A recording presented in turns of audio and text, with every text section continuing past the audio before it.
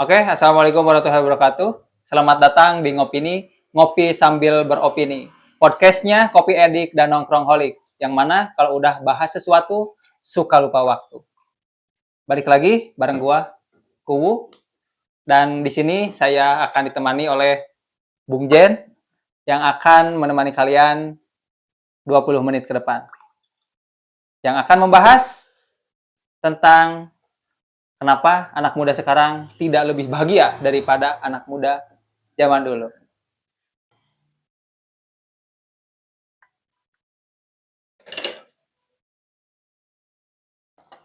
Selamat siang, Bung. Sehat? Sehat? Alhamdulillah. Oke, seduh kopimu, nikmati harimu.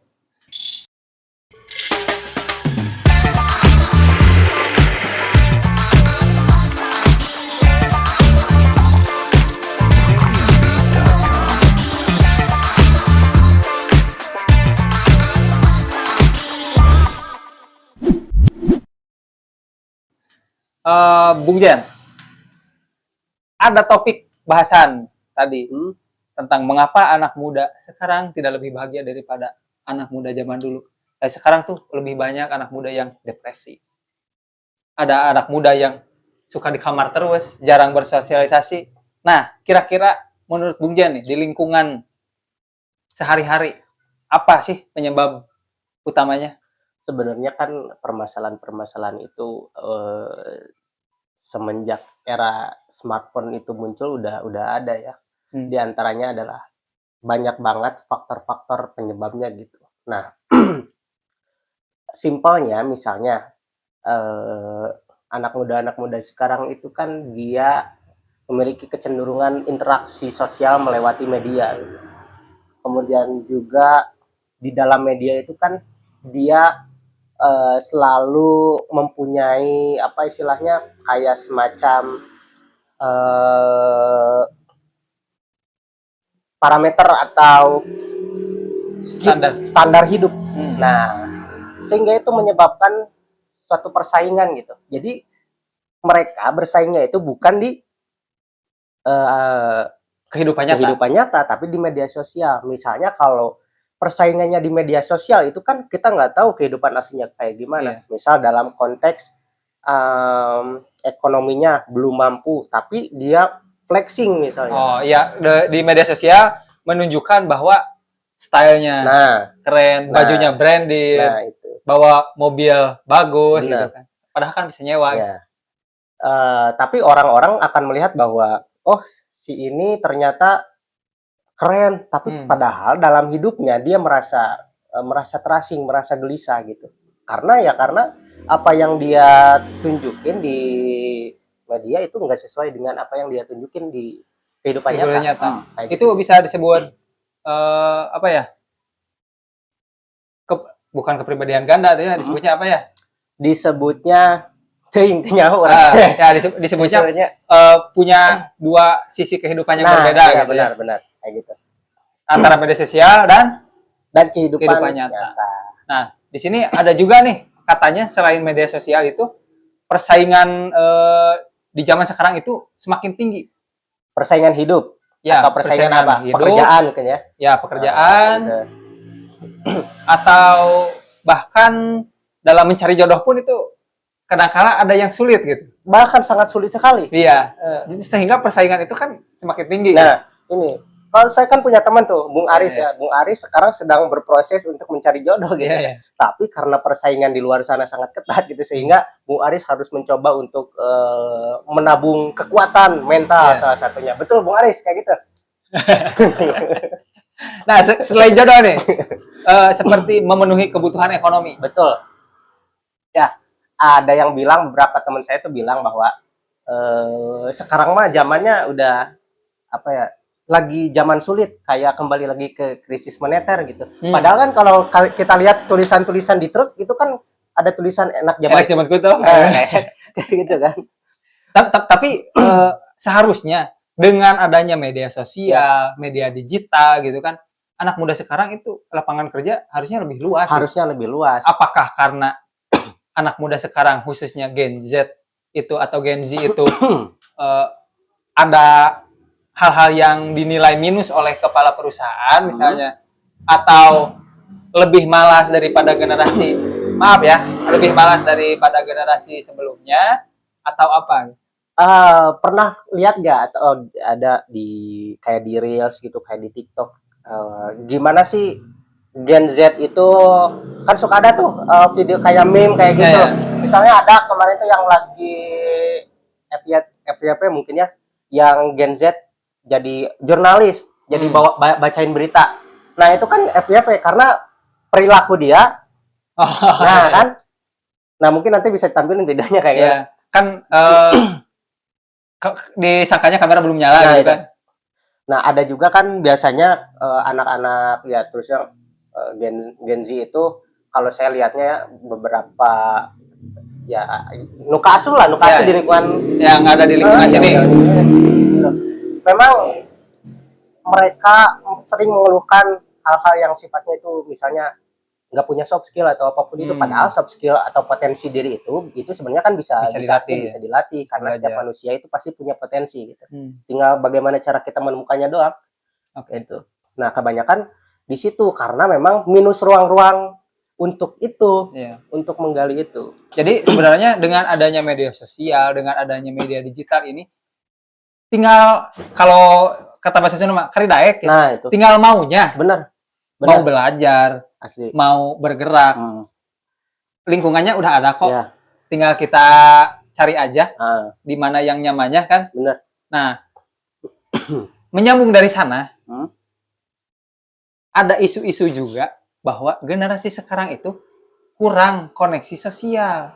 Karena terlalu banyak, kan ini harusnya seimbang ya antara media sosial dan dunia nyata.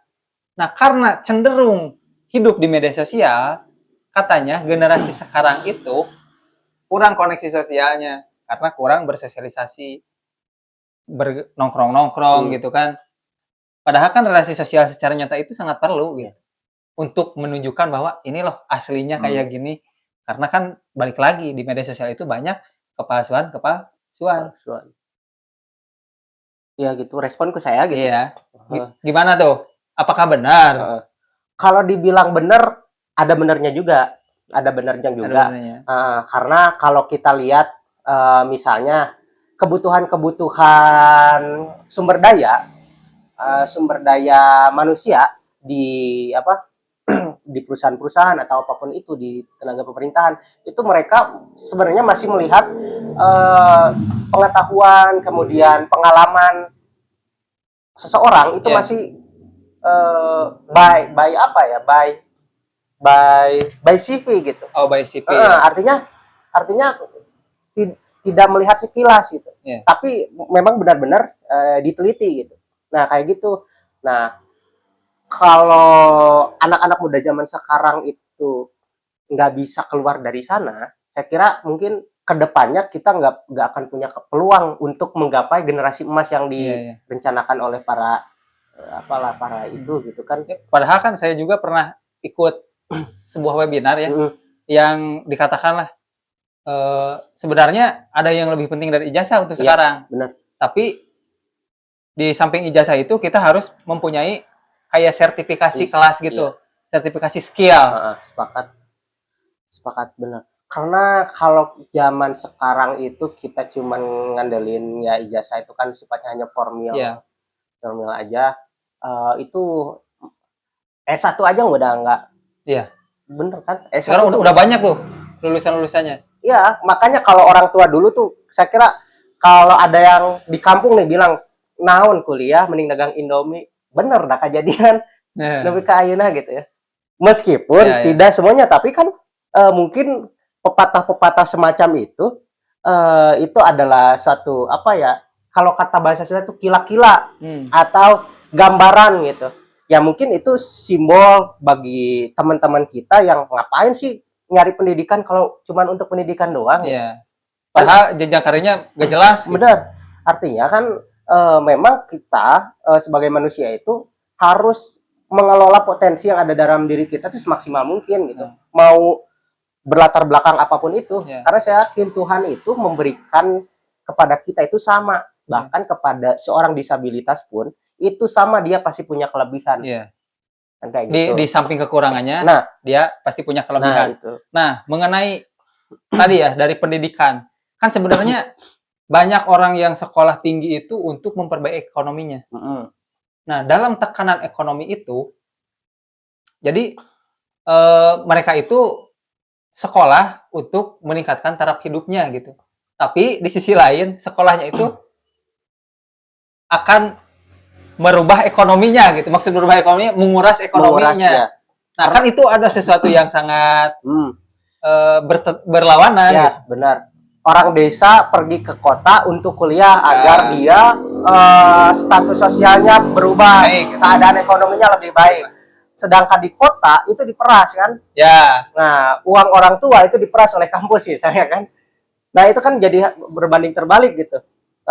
Makanya kenapa pendidikan sekarang itu semacam kayak gini.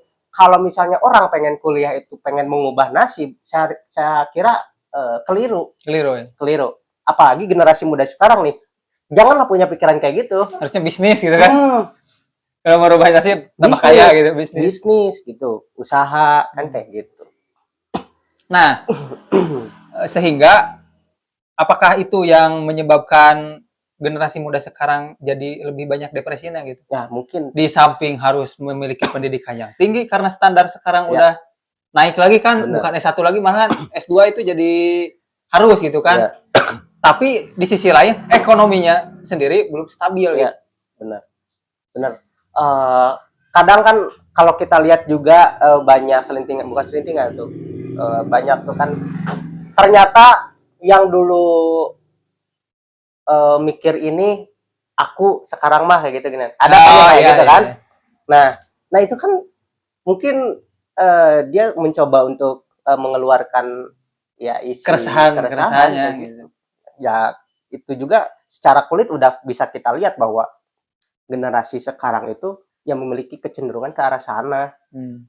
Gitu. Nah, di samping ekonomi yang menekan dan gaya hidup, standar hidup yang makin tinggi ya karena melihat kiblatnya itu ke media sosial, sehingga generasi sekarang itu cenderung krisis identitas. Betul. Dan ekspektasinya itu melambung tinggi di samping kemampuannya yang kurang tinggi gitu.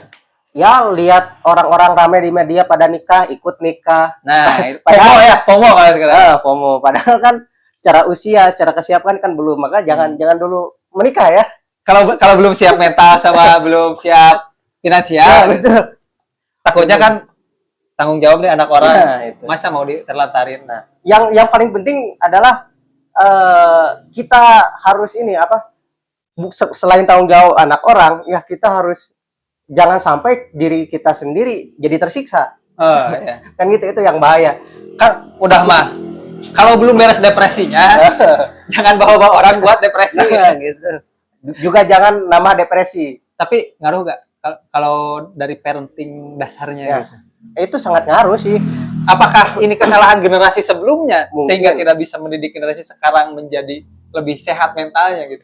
Ya kan kalau ngomongin parenting mungkin ini jadi dasar fondasi pendidikan. Pendidikan di mana seorang anak lahir kemudian dia berproses dalam kehidupannya seperti apa nanti ke depannya, itu kan sangat berpengaruh gitu.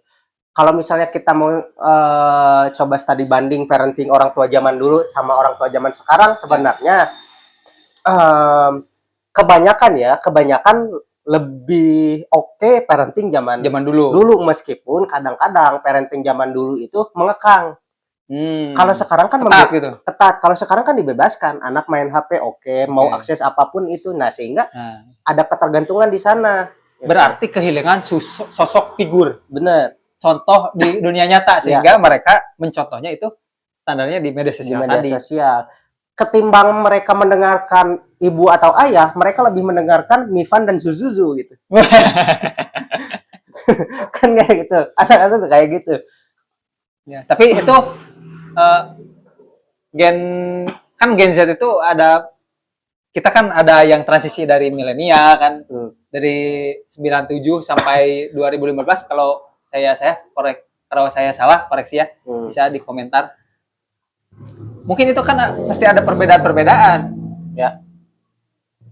Ada Kan perbedaan. iya kan dari transisi milenial Iya. masih mengenal sebelum adanya internet yang masif gitu kan. Masih kenal HP cinit-nit gitu. Dan masih media tulis, Iya. ngerjain tugas juga masih baca buku. Kan sekarang udah ada AI, Iya. udah ada Google.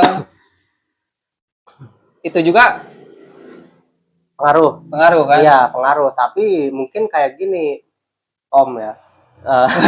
Jadi Gimana tuh? CS. Jadi mungkin kayak gini ya, Ces.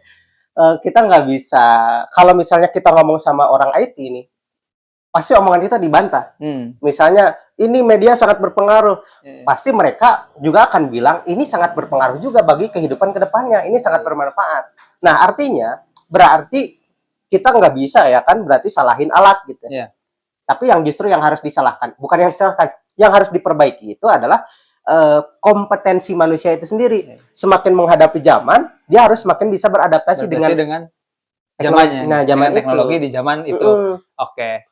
Teman-teman, sebelum melebar, kita ada salah satu segmen khusus, yaitu Suara Kedai. Nah, Suara Kedai ini adalah pembacaan puisi yang akan kita saksikan setelah yang berikut ini. Suara Kedai, karya Bung Cuya. Semuanya akan berlalu. Semua badai yang terjun bersama hujan akan sirna. Semua hal yang kau bayangkan akan terjadi. Kepercayaan itu yang dipegang. Jalan-jalan akan terbuka, matahari akan bersinar kembali. Dunia kesendirian ini memang menakutkan. Tapi keramaian kan memakanmu dalam sekejap. Menunggu itu perlu. Hidup seperti biasanya, berjalan menyusuri waktu, dan tunggu. Kopi yang pahit saja bisa dinikmati. Tidak beda jauh dengan hari-hari yang kau lewati. Kawan-kawan memang hilang satu persatu dalam zona keseriusan. Tapi nikmati hidup yang penuh ketahuan palsu ini. Sungguh kau cukup berdoa, tawa ini tidak akan palsu ketika tawa ini bisa kau nikmati. Oke, kembali lagi masih bareng orang, Kubu dan Bung Jen ya. Di segmen ngopini yang ketiga yaitu Seruput Fakta. Oke, di segmen Seruput Fakta ini kita akan bacakan beberapa berita mengenai generasi muda sekarang yang tidak lebih bahagia daripada generasi muda zaman dulu. Bener gak sih? Nah, di sini teman kita ya, CS Jami udah menelusuri, berselancar di website, mencari berita-berita tentang kondisi mental remaja zaman sekarang. Di sini ada kabar yang tidak mengenakan ya. Ada remaja bunuh diri di Bekasi. Gambaran kerapuhan mental generasi muda. Nah, remaja di Bekasi ini dikabarkan bunuh diri terlihat dari CCTV bahwa dia loncat. Nah, kenapa disebut gambaran kerapuhan mental nih, Bung Jan? Gimana? Karena di dalam topinya petugas menemukan surat. Nah, yang kurang lebih isinya tentang bahwa aku juga ingin bahagia katanya dan memiliki kehidupan normal. Dunia itu indah, tapi tidak dengan duniaku. Nah, bagaimana nih tanggapan Bung Jan dengan berita yang memilukan ini terkait generasi muda? Sangat ini sekali ya, sangat mengejutkan ini. Tapi itu mungkin nggak ditulis sama anak SMP gitu? Sebenarnya mungkin aja, Ya. karena dalam kehidupan yang nyata ternyata ada memang kasus-kasus kayak gitu. Tapi mungkin ini kasusnya bukan bunuh diri atau apapun itu. Ada satu kisah seorang anak perempuan, dia itu terkena penyakit, ya penyakitnya mematikan lah. Oh, gitu. iya. Nah, kemudian dia mencatat tulisan-tulisannya ya terkait dengan kehidupan dia seperti apa, kemudian keinginan harapan-harapannya seperti apa.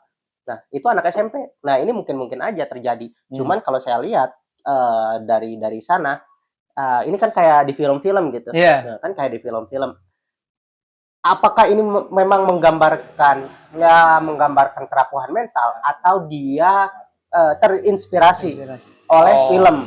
Bisa aja lihat film yang kayak gitu kayak sehingga menginspirasi dia untuk melakukan Ya. hal Hal demikian. demikian. Nah, banyak juga kan kasus-kasusnya anak-anak itu ketika dia menonton film sehingga secara emosional dia itu kebawa, sehingga yang dia lakukan itu seolah-olah bahwa dunia saya tidak indah. Ya.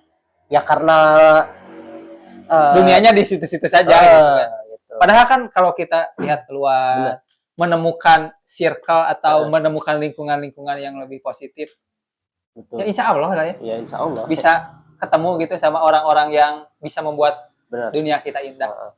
Ataupun mungkin dia ada hal-hal dalam konteks misalnya secara kehidupan keluarganya kurang harmonis atau apapun itu, Iya sih. kan bisa aja kayak Iya. gitu. Banyak kemungkinan sebenarnya. Next, tadi juga ada yang di Korea ya. Kita nyebrang negara dulu. Ada di Korea karena tekanan sosial nih. Karena tekanan sosial, banyak pemuda Korea Selatan hanya mengurung diri di kamar. Nah, kan tadi lebih ekstrim ya, memilukan gitu sampai bunuh diri. Ini mengurung diri di kamar. Kabarnya nih, Bung Jan. Kabarnya mereka itu tidak, sebenarnya finansial itu tidak menjadi hal utama gitu. Tapi tekanan sosial seperti karena nilainya jelek sehingga dibully sama teman-temannya, atau karena pekerjaannya tidak bergengsi gitu. Karena profesinya gak jelas gitu. Kebanyakan tentang hal itu gitu. Gimana nih tanggapan Bung Jan? Ya kalau itu sih banyak juga ya CS, jadi kita juga banyak menemukan hal kayak gitu. Ya balik lagi itu adalah bagaimana dia memvisualkan kehidupan ini gitu. Ya. Mungkin bagi dia idealnya kehidupan saya itu harus seperti ini, tapi lagi-lagi secara mental dia tidak siap gitu.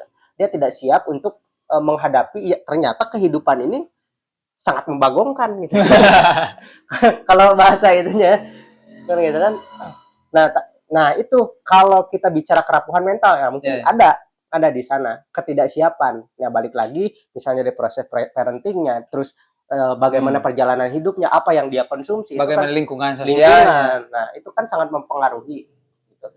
Kalau misalnya seseorang itu ada prakata tuh, ada istilah kayak gini, hidup yang tidak diuji adalah hidup yang tidak layak dijalani.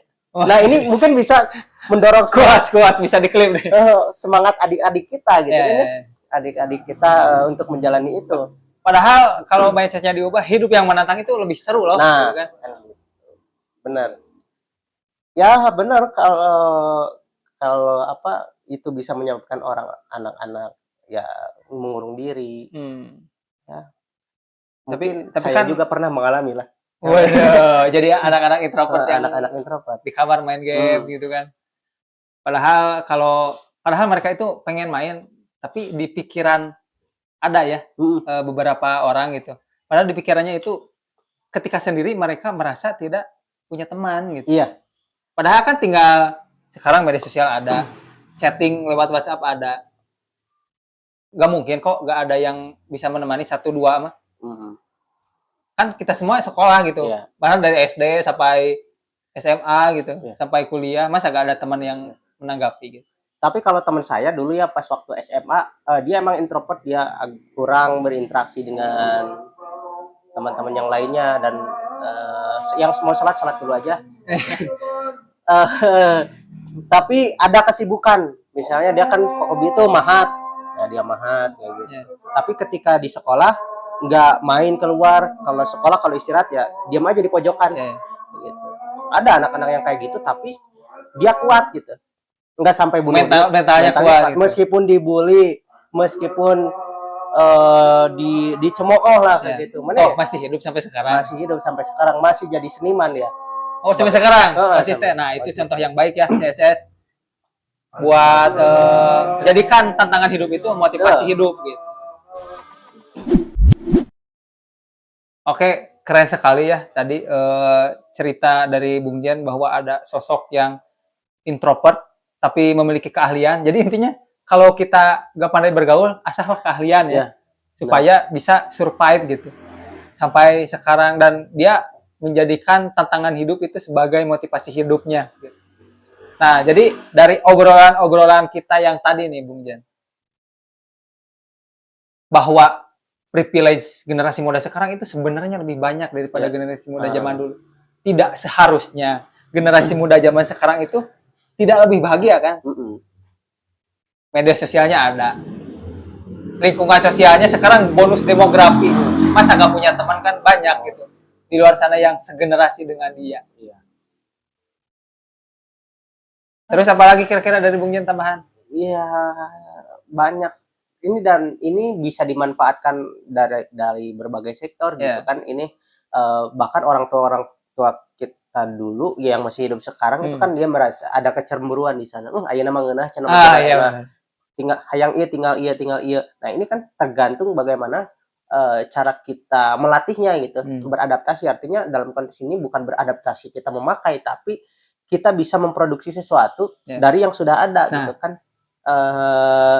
Pengen pengetahuan itu gampang. Gitu tinggal buka internet langsung.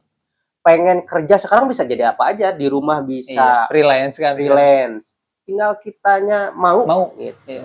Kan kata zaman dulu mah fasilitas kurang tapi kemauannya tinggi. Nah, sekarang fasilitasnya udah ada, tinggal kita imbangi dengan kemauan yang tinggi gitu. Oke, mungkin podcast ini udah berjalan lama. Dan tunggu kita di segmen-segmen berikutnya, di podcast ngopini-ngopini berikutnya. Thank you, Bro Jen.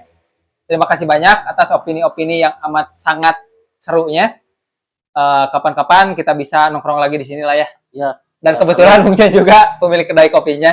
Harusnya saya teh bikin kopi ini tadi. Iya, harusnya, tapi masih belum ada teman kita nih yang mau curhat di meja sebelah. Nantilah di segmen berikutnya kita undang dari pegiat AI ya, yang akan menemani kita ngobrol di sini.